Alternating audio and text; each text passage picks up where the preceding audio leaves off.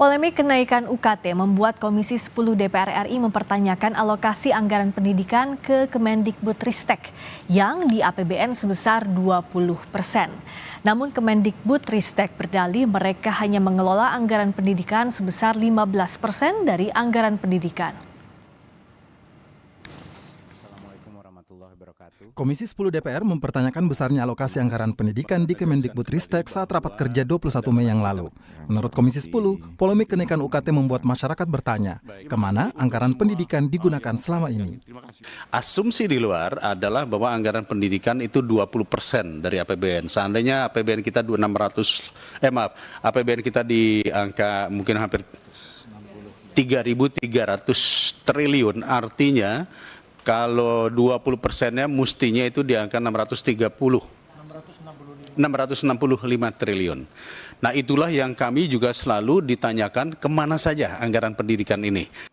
Namun, Kemendikbudristek berdalih mereka hanya mengelola anggaran pendidikan sebesar 15% atau 98,9 triliun rupiah dari anggaran pendidikan. Kemendikbudristek berdalih alokasi itu diatur sesuai aturan yang diputuskan bersama dengan Kementerian Keuangan dan Kementerian PPN.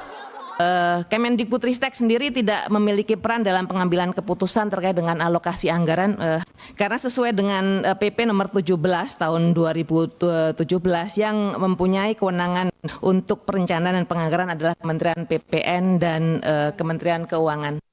Pemerintah telah menetapkan 20% APBN dialokasikan untuk anggaran pendidikan. Merujuk pada APBN tahun 2024, anggaran pendidikan di Indonesia sebesar 665,02 triliun rupiah. Namun, dari 665 triliun anggaran pendidikan, porsi terbesar senilai 346,5 triliun rupiah justru digunakan untuk transfer ke daerah. Dana ini mencakup dana alokasi umum seperti gaji dan tunjangan pegawai, dan dana alokasi khusus seperti pembangunan fisik dan non-fisik. 33% atau 219 triliun rupiah dari anggaran pendidikan tersebar di Kementerian Agama, kementerian atau lembaga lainnya, dan Kementerian Keuangan sebagai pengelola anggaran pembiayaan pendidikan, serta anggaran pendidikan non-kementerian atau lembaga. Pemerintah berkomitmen untuk memaksimalkan bonus demografi 2045 mendatang untuk usia produktif. Memberikan akses seluas-luasnya kepada masyarakat untuk mencapai pendidikan tinggi menjadi salah satu kunci mencapai bonus demografi Indonesia. Tim Liputan, Kompas TV. Bagaimana politik anggaran pemerintah dalam penentuan alokasi anggaran pendidikan yang diamanatkan 20% dalam APBN? Mengapa dengan anggaran sebesar itu kenaikan UKT masih jadi polemik di sejumlah daerah? Kita bahas bersama staf khusus Presiden Billy Mambrasar, juga sudah bergabung Direktur Eksekutif Institute for Development of Economic and Finance, Esther Sri Astuti. Selamat malam, Bang Billy, Mbak Esa. Selamat malam. Selamat malam. Selamat malam.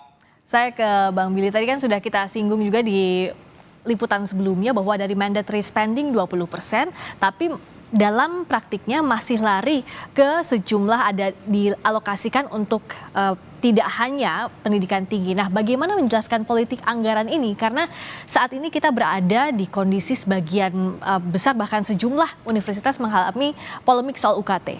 Bang Billy.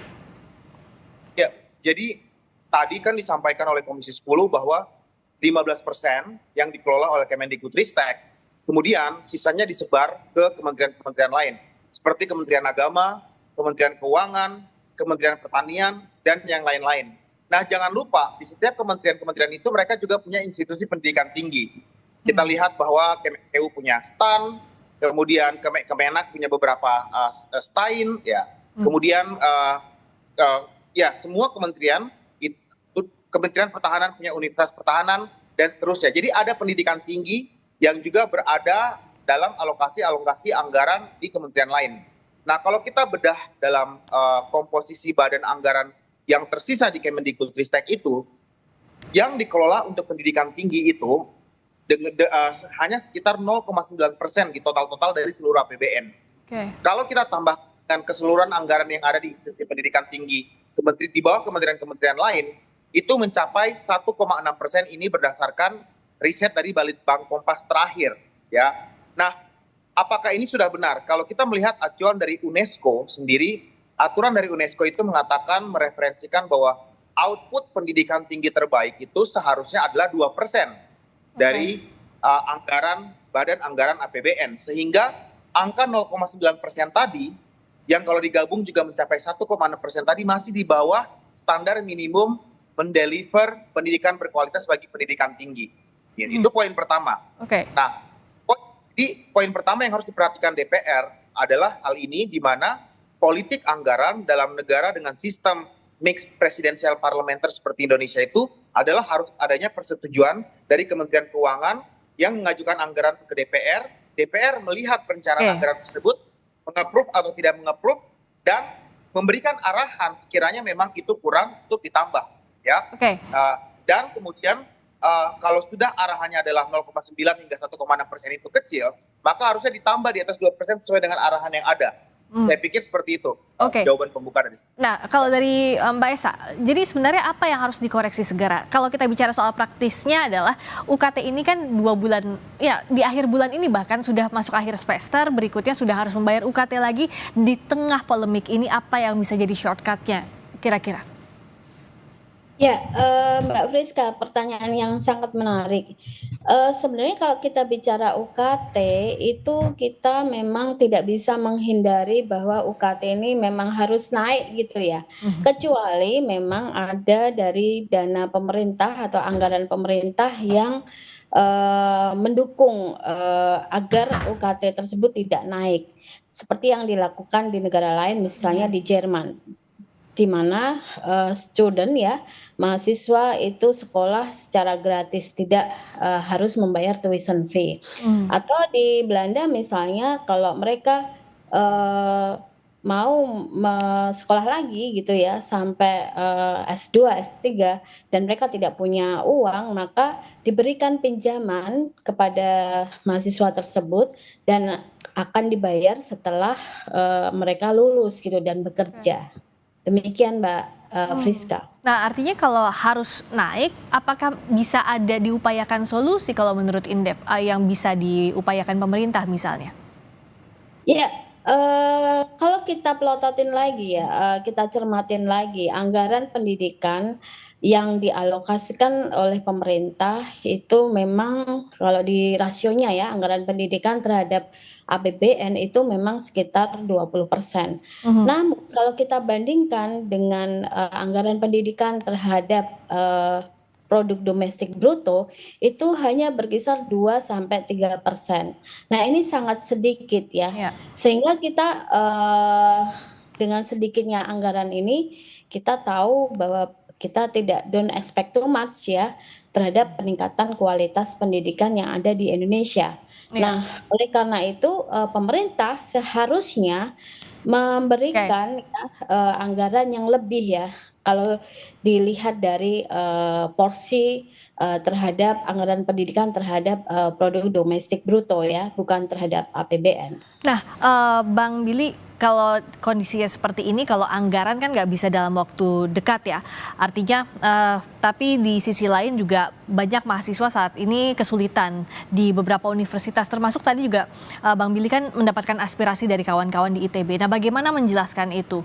Untuk case by case yang memang sudah ada polemiknya di sejumlah universitas dan untuk jangka menengah maupun panjangnya. Ya, mungkin tadi kalau dari Bu Esther yang menyampaikan bahwa dibandingkan anggaran pendidikan 20% terhadap PDB bruto, saya akan melingkupi secara spesifik ke pendidikan tinggi, yang tadi kan 20% secara keseluruhan, tapi pendidikan yang hanya tadi saya sampaikan 0,9% sampai 1,6% dibandingkan dengan jumlah 10 juta, kurang lebih 10 juta mahasiswa Indonesia. Nah, kalau kita lihat bahwa dengan beasiswa KIP yang hanya bisa melingkupi kurang lebih 1 juta mahasiswa, artinya ada 9 juta yang kebutuhannya tetap harus dipenuhi gitu. Nah, oleh sebab itu dari pemerintah memunculkan strategi memberikan statuta badan hukum yang berbeda-beda kepada perguruan tinggi negeri, khususnya dari PTNBH, kemudian PTNBLU, PTN Satker dan seterusnya.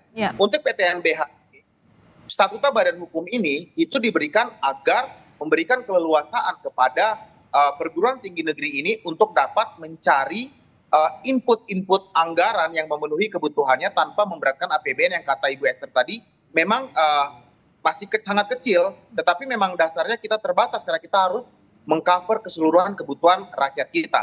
Nah, PTNBH kemudian salah kaprah, ya, khususnya ini diskusi saya dengan teman-teman ITB yang mereka menyampaikan aspirasi dan aksinya langsung di depan saya kemarin ya, dan juga hari ini masih terus berlangsung, bahwa sejatinya mereka ingin ada diskusi terbuka langsung dengan rektor dan pihak rektorat agar dapat terjadi tukar pikiran untuk meluangkan ide-ide agar perguruan tinggi ini, PTNBH ini, yang berstatus PTNBH ini, bisa melakukan brainstorming ide-ide bisnis atau pemasukan apapun yang bisa dilakukan bersama untuk meningkatkan revenue.